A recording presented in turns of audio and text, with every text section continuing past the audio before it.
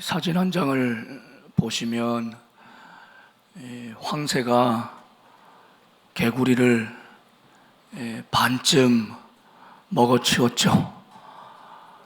먹기느냐 먹느냐, 죽느냐 사느냐의 지금 싸움입니다. 여러분 보실 때는 누가 이길 것 같습니까? 막상막하라고 하시는 분도 계시고요. 아마 포기하지 않고 끝까지 버티고 싸우는 사람이 이기겠죠. 근데 아마 이 제목이 포기하지 마라, 결코 포기하지 마라 해놓은 거 보니까 좀 개구리 편을 들어주는 것 같아요.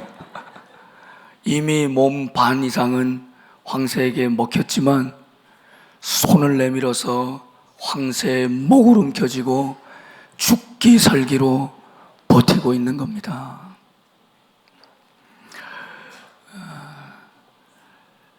여러분, 죽고 사는 문제, 우리 인생의 가장 중요한 문제죠. 생사의 문제가 가장 중요한 문제입니다. 왜냐하면 죽음이라는 것이 가장 힘이 세기 때문이죠. 우리의 모든 삶 한꺼번에 집어삼키는 엄청난 힘이 그 죽음에 있는 것입니다. 그런데 우리는 거기서 그치지 않고 그 죽음을 죽이시고 영원한 생명으로 이끄는 진짜 생명의 힘, 능력이 바로 믿음 안에 있다, 예수 그리스도 안에 있음을 믿습니다. 여러분, 그러므로 우리 그리스도인은 이미 죽음 앞에 삶이 얼마나 소중한지를 아는 인생이고, 그 삶의 하루하루의 일상이 얼마나 죽을 만큼 소중하며 우리가 정말 죽기를 각오하고 버티고 견딘다면 결코 포기하지 않고 오늘 한날 우리의 삶은 참으로 의미 있고 보람 있는 인생이 될 것이라는 것을 깨닫게 되는 것입니다. 여러분, 우리 성도님들 만나서 인생 이야기 이렇게 듣다 보면 크게 둘 중 하나입니다. 하나는 가장 힘들었을 때 이야기, 정말 죽고 싶었을 때, 아니 꼭 죽을 것 같았던 그 죽음을 통과한 추억과 기억, 그때 내가 어떻게 하나님 은혜로 살았는지, 그 죽음 것 같은 고통 가운데 얼마나 생의 보람과 의미와 기쁨을 우리 주님께로부터 다시 주어졌는지 받았는지, 또 한 가지는 가장 보람있고 자랑스럽고 영광스러운, 생각만 해도 기쁘고 정말 살만 나는 추억이 되는 이야기, 크게 둘 중 하나를 나누어 주시죠. 그 이야기를 가만히 듣고 있다 보면 아까 그 황새와 개구리처럼 우리 모든 성도들, 저와 여러분은 한 사람도 예외 없이 죽기 살기로 버티고 견뎌온 시간이 있구나 라는 것을 깨닫게 되는 것입니다. 요즘에는 그런 책도 있더라고요. 죽기에는 너무 젊고 살기에는 너무 가난하다. 오늘 이 시대 살아가는 이 젊은이들의 그 모습을 대변하기도 하는 책 제목이죠.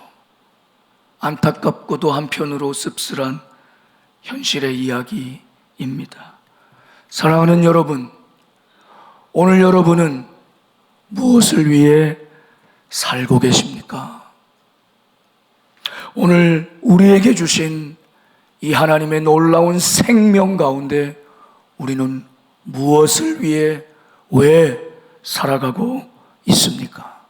다른 말로 하면 죽기 살기로 목숨을 거는 그 일이 무엇입니까? 이 엄청난 우리 삶의 힘, 에너지가 어디를 향해 쓰임 받느냐, 나아가고 있느냐에 따라 우리 몇 가지 생각해 볼 수가 있죠. 나와 너의 관계로 한번 생각해 보시죠. 첫 번째 유형은 너 죽고 나 죽자, 이런 유형이죠. 내가 너는 반드시 죽여야겠다. 분노와 원한을 가지고 다른 사람을 파괴시키고 죽이는 것이 내 삶의 목적이 된 사람입니다. 너 죽이면 나 죽어도 괜찮다. 안타깝게도 이것을 삶의 목적으로 동기로 살아가는 사람도 있지요. 두 번째 유형은요, 너 죽고 좀 한번 해보세요.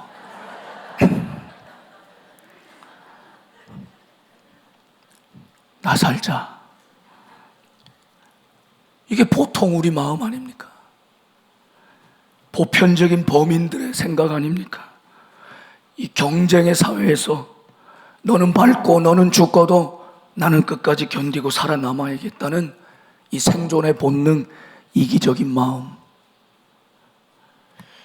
세 번째 유형은 너 살고 나도 살자.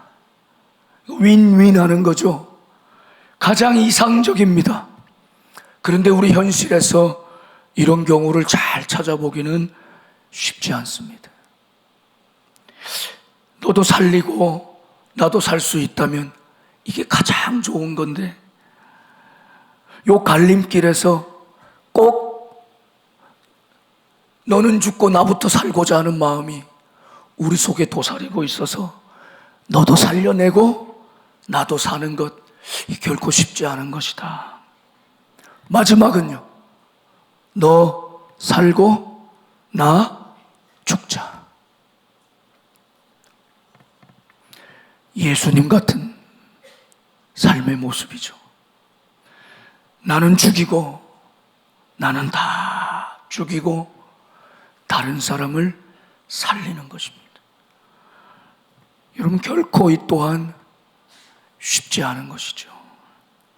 여러분, 이 네 가지 나와 너의 관계로 우리의 삶을 한번 정리해 볼 때, 여러분은 지금 여러분에게 주신 이 어마어마한 생명의 능력으로 무엇을 위해 살아가고 계십니까?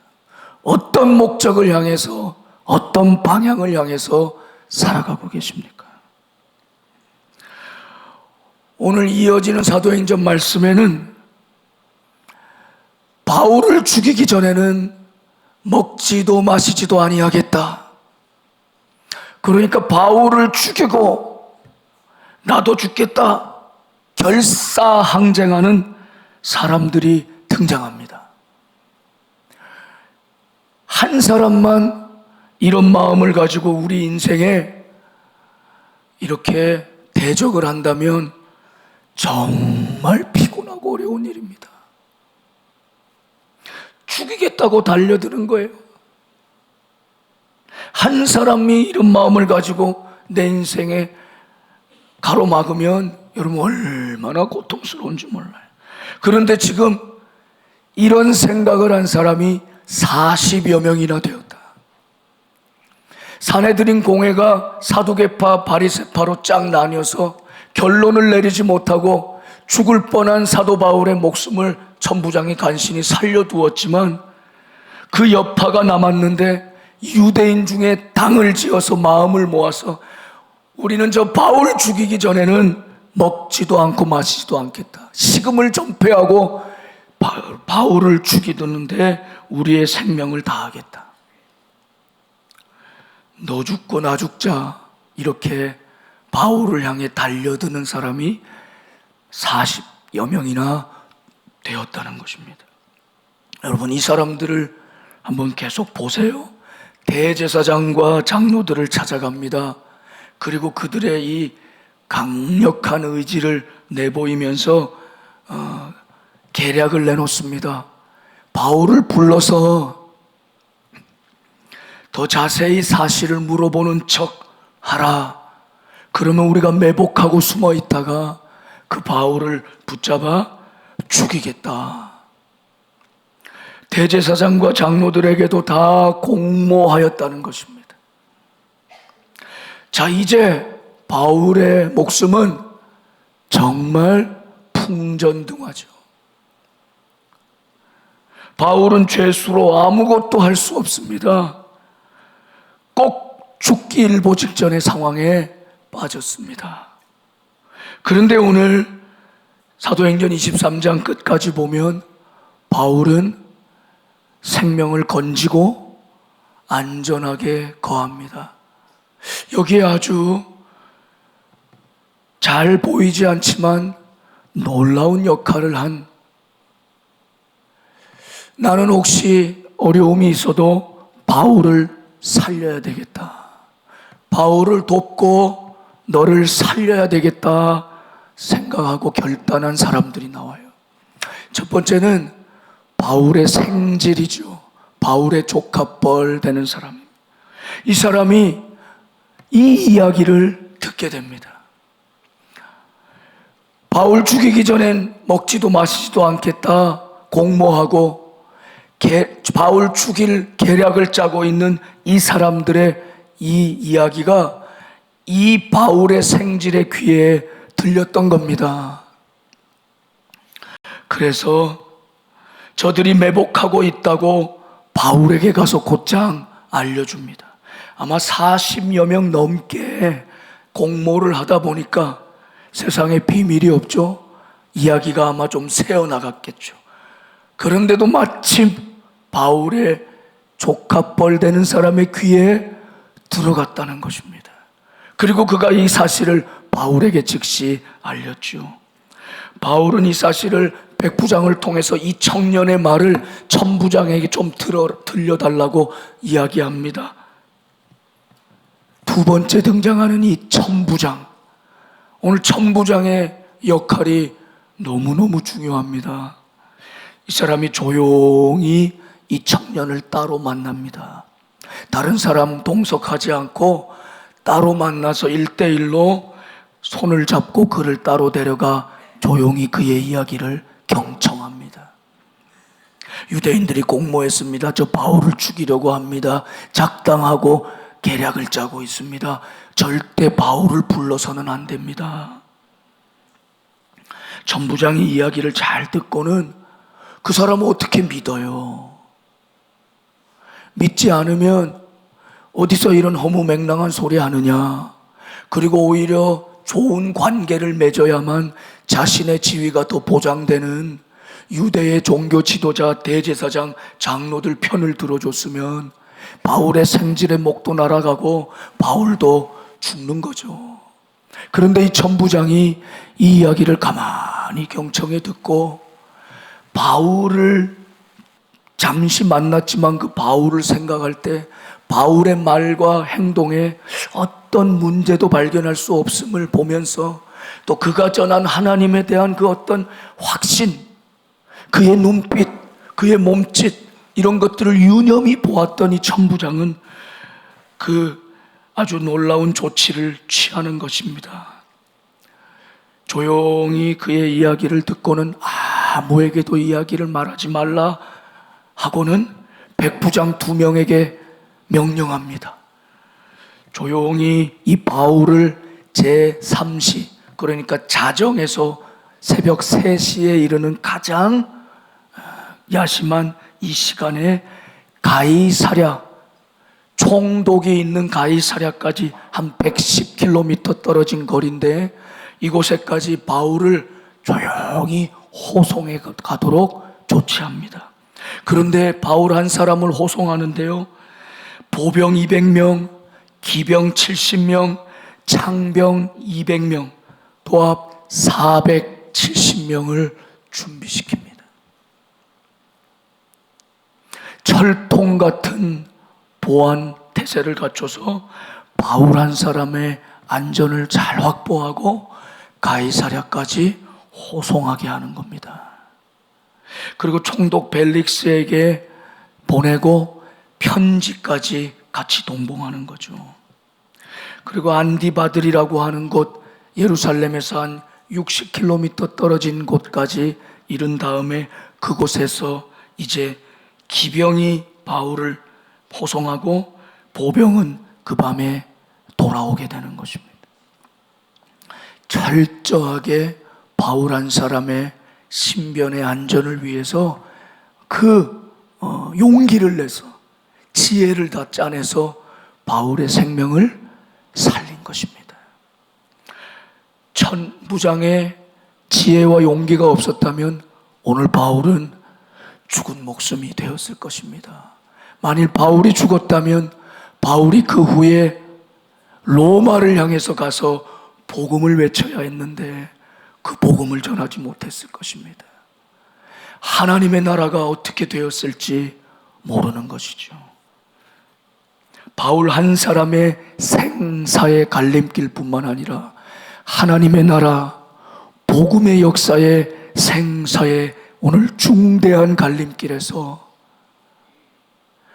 유대인들을 작당하고 공모한 사람들은 바울 한 사람을 죽이는데 그들의 모든 삶의 에너지를 다 사용해 바울을 죽이기 전에는 우리는 먹지도 않고 마시지도 않겠다. 그러나 오히려 바울을 살리고 하나님 나라의 복음의 놀라운 역사를 이어가는 역할을 바울의 생지를 통해서 백부장의 수고를 통해서 천부장의 용기와 결단과 선택과 지혜를 통해서 이루어가게 하시는 것입니다. 이 천부장의 이름이 벨릭스에게 보내는 편지에 잘 적혀 있는데 26절에 그의 이름이 등장하죠. 글라우디오 루시아. 글라우디오 루시아. 우리는 잘 기억하지 못하는 이름이지만 오늘 이 한 사람 천부장 그가 있었기에 바울은 죽음에서 생명으로 또 놀라운 하나님 나라의 복음이 계속 이어지는 하나님 나라 생명의 도구가 되었던 것입니다. 여러분, 오늘 하나님께서 우리에게 주신 생명으로 저와 여러분은 어디에 우리의 그 힘과 에너지를 다 사용하고 있습니까? 바울을 죽이기 위해서 다른 사람의 인생을 파탄내기 위해서 그것을 내 삶의 목적과 동기로 삼는 인생, 얼마나 공허한 인생입니까? 얼마나 소비적이고 파괴적이고 낭비하는 인생입니까? 사랑하는 여러분, 복수와 원한의 노예가 되지 마십시오. 그것은 그만을 위한 복수로 끝나는 것이 아니라 결국은 내 인생도 한 번도 사람답게 생명 살리는데, 남을 돕고 위로하는데, 아니 하나님의 나라를 위하는데 쓰임받지 못하는 파괴적인 인생이, 낭비적인 인생이 되고 마는 것입니다. 그러나 오늘 바울의 생질처럼, 이 천부장처럼 바울이라는 한 사람의 생명을 살릴 때, 도와줄 때, 그를 구원할 때 놀라운 하나님의 역사에 쓰임받는 인생이 되는 것이죠. 자기도 모르는 사이에 그런 놀라운 일들을 자신의 삶을 통해 이루게 되는 것입니다. 사랑하는 여러분, 오늘 바울만 생사의 갈림길에 있는 것이 아닙니다. 우리 모두는 생사가 씨줄 날줄처럼 우리의 인생을 스쳐 지나가기도 하고 교차해서 통과하기도 하는 그 삶을 살아가고 있습니다. 나의 오늘의 작은 판단, 나의 오늘의 작은 선택, 나의 오늘의 작은 행동 하나가 어떤 사람에게는 죽음의 구렁텅이로 몰아넣을 수도 있고 어떤 사람의 생명을 살리는 일이 되기도 한다는 사실을 기억해야만 합니다.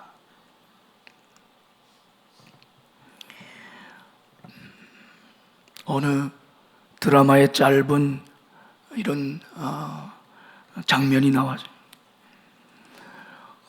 70대 노 신사가 젊은 시한부 여성하고 이렇게 대화를 하는데 이 노 신사가 그렇게 이야기합니다.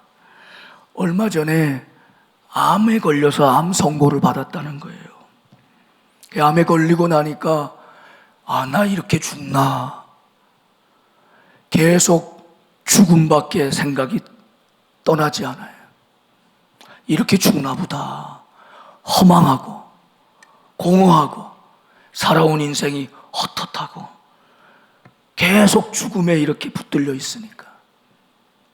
그랬는데 내가 이 시한부 여성을 만나서 삶이 무엇인지를 다시 깨닫게 됐다는 거예요. 안타깝기는 이 시한부 여성이 더 안타까운 거죠. 언제 죽을지 모르고 오늘 죽을지도 모르는 인생을 아직도 젊은데 살아가고 있는 것입니다. 그런데 그 모습 보면서 나는 암 걸려 죽나 하고 그 죽음만 생각하며 살았는데 당신을 보니까 하루하루 정말 하고 싶은 일을 하면서, 아니 해야 하는 일을 하면서 정말 기뻐하면서 보람 있게 의미 있게 후회 없이 하루하루를 살아가는 모습을 내가 보면서 진짜 삶이 저런 거구나 배웠노라고 그런 대화를 나누더라고요. 사랑하는 여러분, 우리는 죽음과 삶의 갈림길에서 날마다 살아갑니다. 죽음 앞에 있기에 오늘의 삶이 그토록 소중하고 오늘 하루의 삶을 가장 의미 있게 보람 있게 살 때에 우리의 죽음도 결코 헛된 것이 아니라 하나님께서 영원한 삶, 영원한 생명으로 우리의 삶을 인도해 주실 것입니다.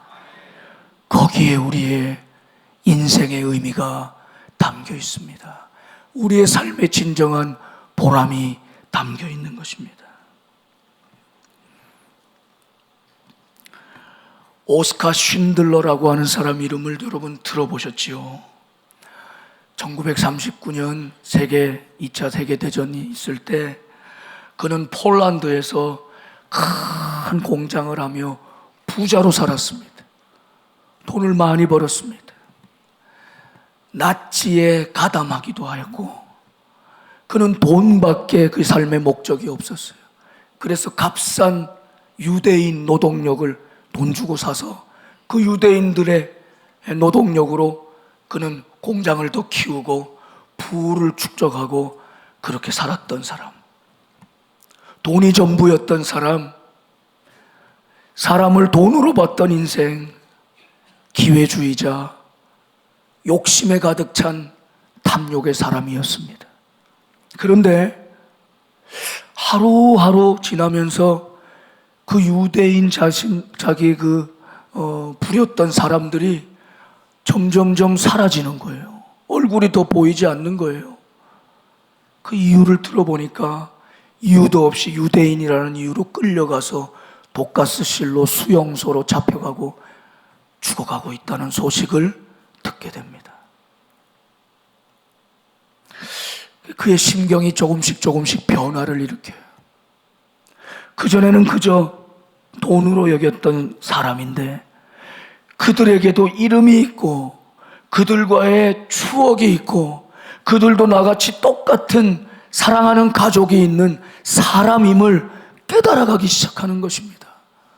그래서 그 생명을 하나라도 좀 살려줘야 되겠다, 구해줘야 되겠다는 마음으로 그 유대인 한 명당 돈값을 치르고 한 명씩 빼돌려서 수용소에 들어갈 사람을 자기가 돈 내고 살려주기 시작합니다. 그렇게 한 명 한 명 살려준 유대인, 나중에 전쟁이 끝나고 쉰들러 앞에 다 모여서 그 유대인들이 고맙다고 인사를 하는 그 마지막 쉰들러 리스트 영화로 만들었잖아요.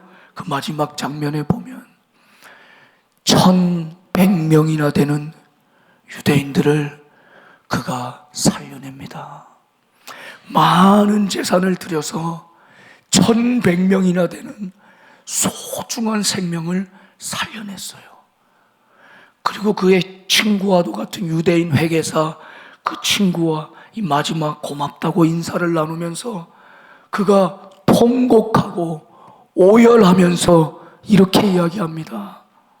당신 때문에 여기 있는 수많은 사람이 살았다고, 이 1,100명이나 되는 사람이 당신 한 사람 때문에 생명을 얻었다고 너무 고맙다고 인사하는데, 이 오스카 신들러는 아니 내가 저 있는 차를 팔았다면 10명은 더 살렸을 텐데, 내가 여기 있는 금 넥타이 핀 이거 팔았으면 2사람은 더 살렸을 텐데 더 살리지를 못했다고, 더 살리지 못했다고, 더 구해내지 못했다고 눈물을 흘리고 통곡하는 모습을 보여줘요.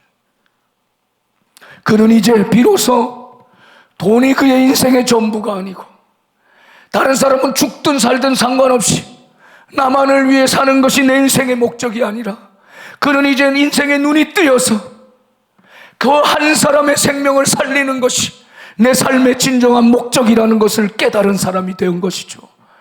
그도 살리고 그럴 때 내 생명도 살아있을 수 있다는 진리를 깨닫게 된 것이죠. 사랑하는 여러분, 오늘도 우리에게 하나님은 생명 주셨습니다. 이 생명을 다해서 죽기 살기로 포기하지 말고 힘써야 될 것이 무엇입니까? 한 사람이라도 더 살리는 것, 한 영혼이라도 더 구원하는 것. 그래서 너를 살려내고 그럴 때 나에게도 영원한 생명이 주어진다는 이 놀라운 진리에 눈을 뜨는 저와 여러분들 되시기를 바랍니다. 살리는 인생, 결코 죽이는 인생이 아니라 살리는 인생, 무너뜨리는 인생이 아니라 세워주는 인생, 위로해주는 인생 되시기를 주님의 이름으로 축원합니다. 기도하겠습니다.